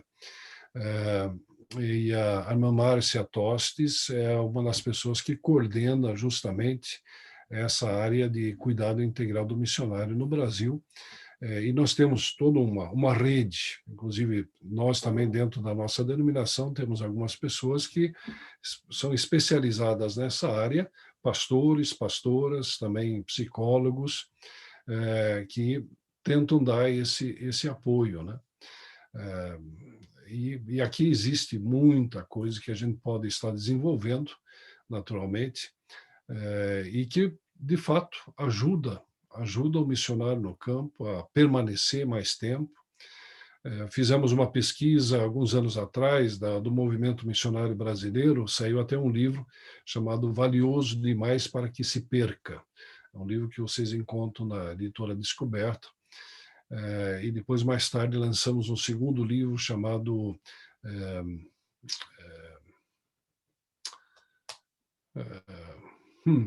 Dignos de Cuidado. E justamente olhando um pouquinho o que faz com que um missionário, uma família, saia do campo missionário, não funcione bem ou saia prematuramente, o que faz com que ele permaneça mais tempo no campo e possa dar um fruto melhor, e tem muito a ver com essa área de cuidado do missionário, né? Em todas essas áreas, não só financeira, material, mas quem sabe ainda mais nessa área psicológica, emocional e espiritual. Professor Edson, obrigado. A irmã Natália aqui, nossa nova aluna, né? Bem-vinda, viu? A CT Bispo. Ela está fazendo uma pergunta aqui que eu achei interessante, Humberto. Ela diz assim, ela quer uma dica melhor, como ensinar missões dentro de casa aos nossos filhos. Olha que interessante. Eu acho que uma forma é criar um pouco de curiosidade nos filhos em relação ao mundo. Quem sabe com mapa, com histórias, fotos, quem sabe vídeos e coisas assim. E, ao mesmo tempo, então, falar sobre a importância desses povos, dessas pessoas também ouvirem falar de Jesus Cristo. E explicar o que é alcançar essas pessoas com o Evangelho, mostrando tanto naturalmente a pessoa de Jesus e essa importância, mas também outras áreas que as missões fazem, né? Ajudando as comunidades pobres, carentes de alguma forma, os catástrofes que acontecem, né? E as missões vão ali, a igreja está presente. Então, eu acho que dessa forma. Existem alguns bons livros, mas pensando nas crianças, pensando, quem sabe, nos adolescentes, que falam sobre missões. Tem, por exemplo, o livro de intercessão missionária, que é mais dirigido para crianças e adolescentes. Mas eu acho que é muito isso aí, criar essa curiosidade em relação ao mundo, né, que está aí fora, o que existe, pessoas diferentes, culturas diferentes. Geralmente, as crianças acham isso interessante, né? Naturalmente, lendo também a palavra de Deus, orando. Uma forma que nós temos feito é, por exemplo, trazendo assuntos de oração. Vamos orar hoje por tal e tal país, ali eles estão passando por isso, né? Ali tem pessoas que precisam ouvir. Às vezes a gente tem uma foto, quem sabe. Eu acho que é a forma, mais ou menos, como a gente pode estar trabalhando isso. Também na possibilidade de visitar um campo missionário, que pode ser um campo dentro do país. Se for poder viajar, vai lá em Arequipa. Agora, a pastora Neuzete já foi. Faz uma visita para eles lá, né? Ou no Paraguai, ou, quem sabe, lugares mais próximos, assim, para conhecer uma realidade. Causa um impacto grande na gente e também nos filhos, né? na família. Professor Bértio. Sim, sim. Pastor Jânio, e depois Jeane, né? Tá. Sim, pastor Jânio. Eu acho que Jeane também queria fazer uma pergunta, ela pode fazer, isso. Depois eu faço a minha. Então, tá ok. Tá. Mas, Jeane, sim. Obrigado, pastor Jânio. Professor Bértio, eu gostaria de saber do senhor qual conselho o senhor daria a uma pessoa que sente o desejo de fazer missões?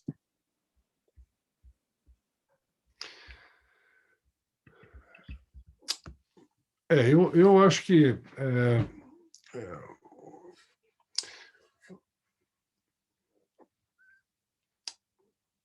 bom, tem várias coisas aqui. Eu acho que, em primeiro lugar, a pessoa precisa buscar a Deus, buscar a orientação de Deus. E, quem sabe, pensar um pouquinho por que eu estou sentindo esse desejo. É um chamado de Deus, ele está me orientando a ir para esse lado, é apenas uma curiosidade, é apenas eu quero conhecer um pouco. Qual é o que me motiva, né, para ter esse desejo? Eu acho que é bom a gente pensar um pouco sobre isso. E não é que alguns motivos são puros, outros são impuros, ou alguns são certos, outros errados. Não é bem isso. Mas é para saber um pouquinho por que tem esse desejo. O que acontece é que, quando vai-se para um campo missionário depois, vai depender muito de qual foi a razão pelo qual eu fui para o campo.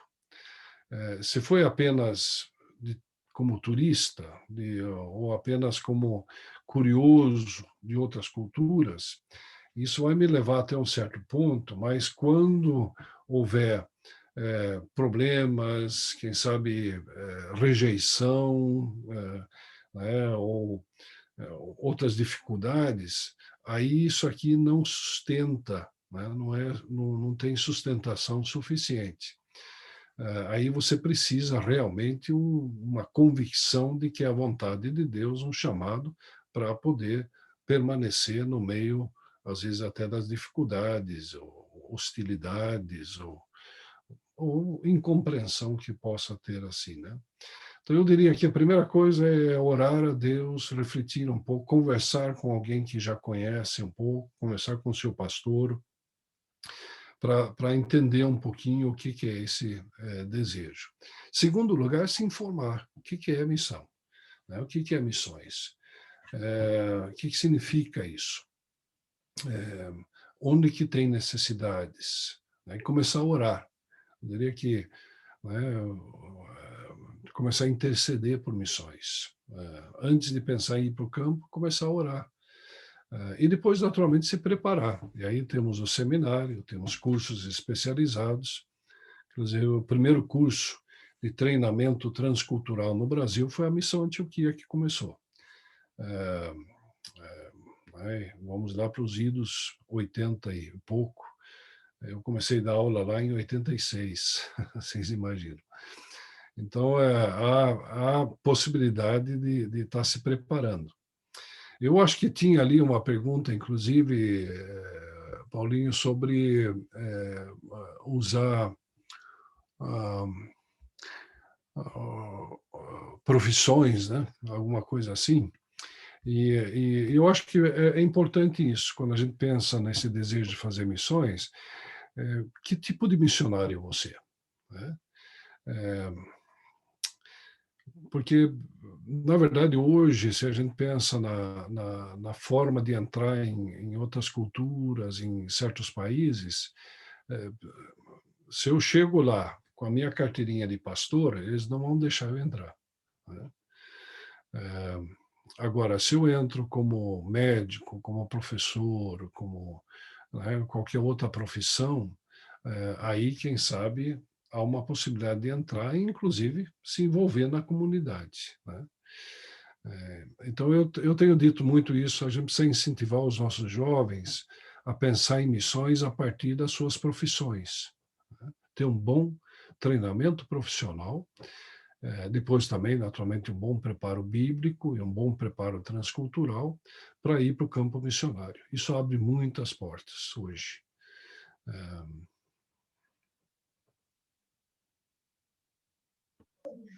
Pastor Paulo, eu gostaria de perguntar também. Sim. Pastor Jânio está na sua... Então chegou tudo antes. bem. Pode ser, Sérgio? Pode ser, sim. Pastor Sérgio, depois do pastor Sérgio. Foi o Sérgio. Fala, pastor Jânio.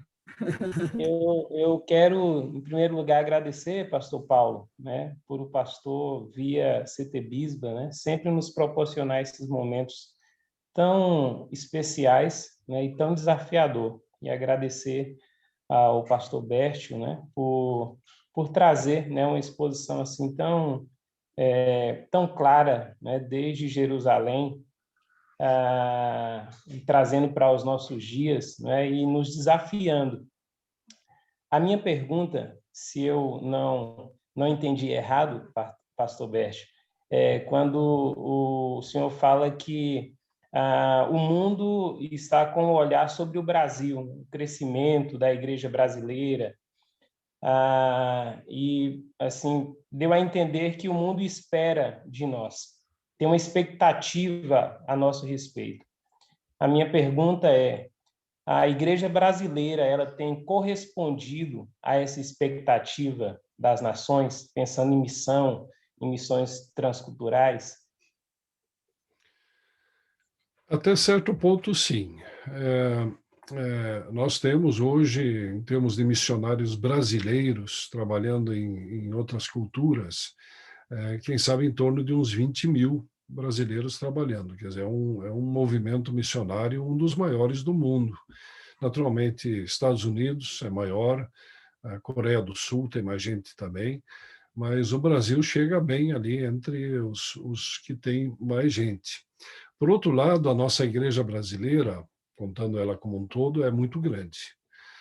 E nós temos potencial para muito mais do que isso. E eu creio que existe uma oportunidade para nós, a partir do Brasil, de enviarmos pessoas, de entrarmos em lugares que muitos outros não conseguem entrar. Nós não somos perigo para ninguém, né? Somos simpáticos, e quase todos os lugares que eu converso com pessoas, eu tenho estado em muitos países, eles dizem, olha, a gente gosta de brasileiro, né? Porque é um povo alegre, cantante, né? E depois se a gente começa a falar um pouquinho sobre o futebol e outras coisas assim, então pronto, né? Então tudo se abre. Então há uma possibilidade de nós estarmos em lugares que hoje americanos não entram, ou europeus não entram, né? Nem sul-coreanos entram. Mas brasileiros, a gente não vem de um país imperialista, não vem de um contexto que muitas vezes se equipara com aquilo que eles têm, às vezes até de pobreza, né? De simplicidade, e isso facilita bastante. Havia uma expectativa de números bem maiores do que aqueles que nós temos hoje. Graças a Deus por todos esses missionários que estão aí fazendo um excelente trabalho, bem quistos em todos os lugares. Mas nós temos potencial, como igreja brasileira, de ter 10 vezes mais, na verdade, do que nós temos hoje. Recursos? Tem? Eu acho que tem. Eu acho que é só olhar para nossas igrejas locais, o estacionamento fora das nossas igrejas, para ver que tem bastante recurso, na verdade. É uma questão de prioridade, né? E agora também a gente nota que não são, e nunca foi assim na história, que foram os ricos que fizeram missões. Quando o movimento missionário surgiu na Europa, era igrejas até pobres, né? E os Estados Unidos, quando começou a se envolver no movimento missionário, não tinha todos os recursos que tem hoje. Hoje tem bastante recurso. Mas, mesmo assim, não são as mega-igrejas, as igrejas ricas, que estão realmente se envolvendo em missões. São as igrejas, muitas vezes, mais simples, comuns. E é o nosso caso no Brasil também. As igrejas ricas, geralmente, estão pensando muito mais no seu reinado local, né? Enquanto que o trabalho missionário é feito muitas vezes a partir até não vou dizer da pobreza diretamente, mas de uma certa limitação de recursos. E Deus não se limita a isso. Se Ele chama, Ele também vai prover as possibilidades. Então, eu diria que sim, até certo ponto, a Igreja Brasileira está dando uma contribuição muito valiosa e muito respeitada no mundo hoje. Mas nós poderíamos fazer bem mais.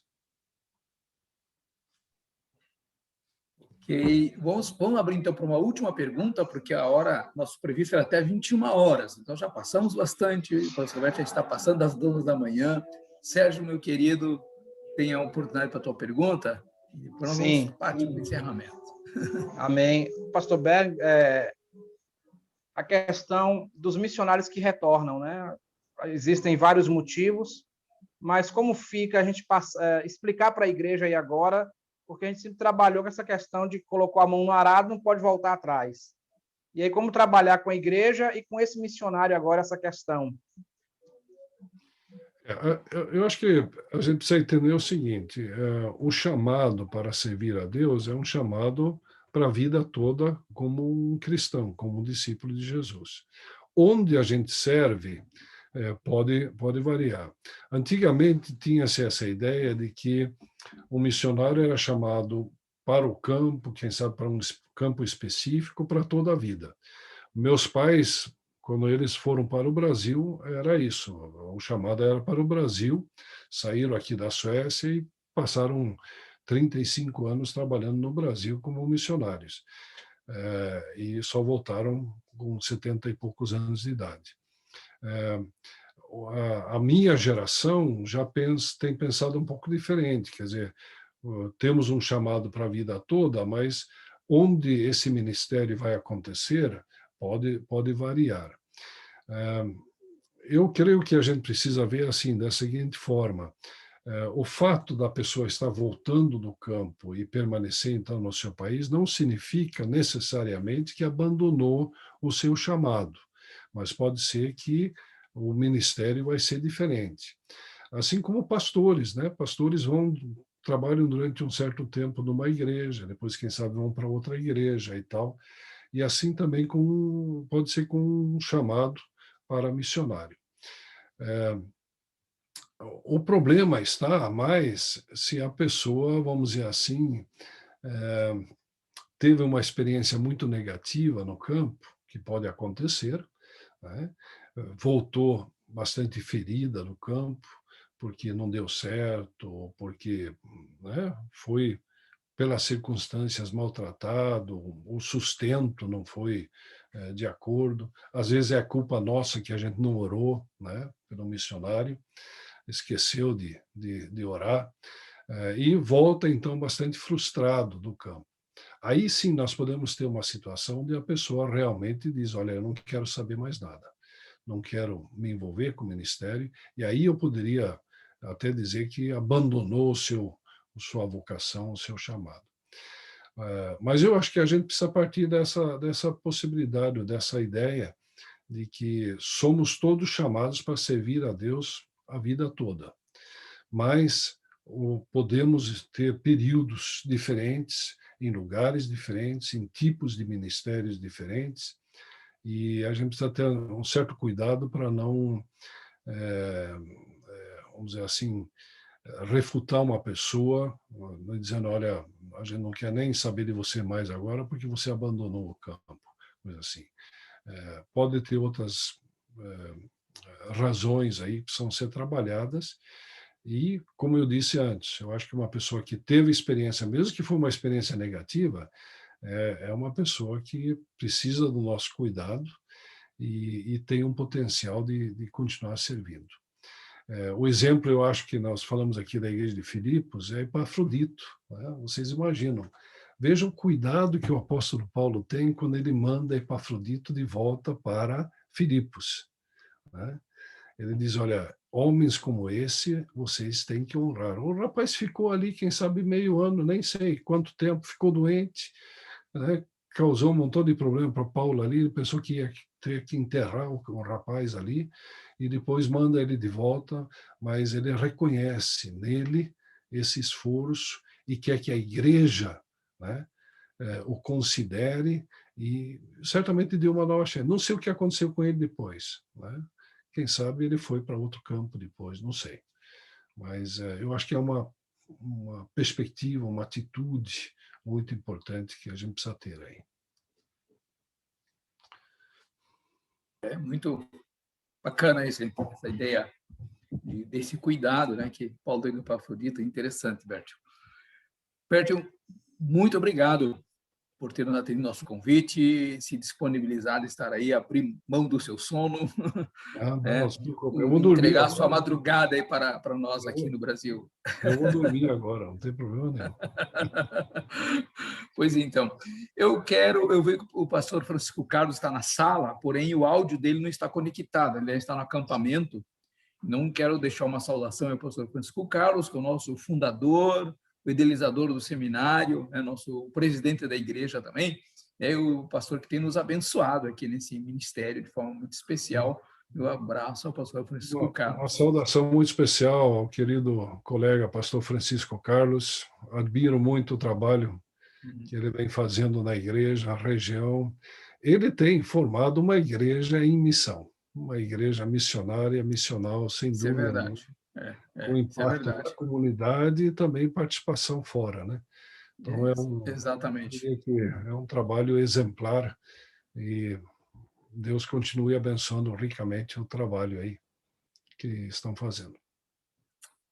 Pois então, eu vou pedir para o pastor Jânio, que é o presidente do seminário, então, os alunos que ainda não o conhecem, que não tiveram uma disciplina com ele, ainda não o conhecem, né? Tem vários novos na sala hoje. Tá? Pastor Jânio, ora conosco, agradecendo a Deus por esse encontro, abençoando a vida do pastor Bertil também, e nos despedindo desse encontro hoje. Só lembrando antes um pouquinho, pastor, que o nosso próximo encontro vai ser no dia 30 de junho, nós vamos ter o Clelisnan, a família do Heller, né? Clelisnan no Peru, o Keller e o Jansen no Japão e o Clerinho na África. Vamos ver se a gente junta os 4 aí na sala. Vai ser interessante, vai ser muito bom. A internet possibilita isso para a gente, isso é maravilhoso, né? Poder assim, fazer esse intercâmbio. Né? Então, gente, muito obrigado pela presença de todos, que Deus abençoe. Pastor Jânio, tem a palavra aqui. Então, oremos. Senhor, nós somos gratos ao Senhor por esse momento tão especial para as nossas vidas. Momento que o Senhor nos instrui, momento que o Senhor nos desperta, que o Senhor mexe com o nosso ser. Nós te agradecemos, Senhor. Te agradecemos de uma forma muito especial pela vida do pastor Bértio e por ele ser esse instrumento nas mãos do Senhor, que sempre tem trazido, Senhor, esse ensino tão maravilhoso. Sempre que encontramos com a palavra ministrada por ele, nós somos abençoados. Nós queremos te agradecer, pedir que o Senhor continue com a tua mão estendida sobre a vida dele, aonde ele estiver, que o Senhor continue usando para a honra e glória do teu nome, Senhor. Também te agradecemos pela vida do pastor Paulo, que está à frente do seminário, e pedimos que o Senhor continue iluminando e dando graça ao teu filho, Senhor. Também te louvamos pela vida de cada aluno, de cada irmão. Ó Deus, agora nessa oportunidade que nós temos de termos irmãos aqui de perto e de longe, muito obrigado, Senhor, por a vida de cada um. A nossa oração também é que o Senhor continue a nos despertar, que o Senhor continue a nos direcionar, e que o Senhor continue, ó Deus, fazendo com que essa visão e que a missão que é do Senhor possa tomar forma cada dia mais em nossas vidas, de maneira que nós possamos, Senhor, corresponder a esse chamado do Senhor, amém, glorificar o teu nome e levar o evangelho a todas as pessoas. Oramos, amém, e te pedimos que o Senhor nos despeça em paz, no nome amém de Jesus. Amém. Amém. Amém. Muito obrigado, pastor Jânio. Então, Bértio, dê um abraço a Alzira, esposa, certo? Também, né, assim, encontrando Leif, Core, né, seus irmãos aqui, o meu abraço a eles também, certo? E aos amigos na Suécia, né, são muitos nossos amigos aí, né? Pode abraçá-los, dar o meu abraço a eles. Meus queridos, uma boa noite a todos, muito obrigado por terem estado, eu acredito que vocês aprendemos muito nessa noite, né? E vamos guardar esse ensino conosco, aplicando também nas nossas igrejas, nosso ministério, né? Que Deus abençoe a todos, né? Então, até a próxima aula, né? Que teremos na sexta-feira, né? Nós teremos aula sexta-feira, vamos estar todos juntos em sala, que Deus abençoe, em nome de Jesus. Uma boa noite. Muito obrigado. Mais uma vez, Bértio, obrigado. Amém, a paz. Paz. Abraço, prazer em conhecê-lo. Disponibiliza o slide, pastor, para a gente.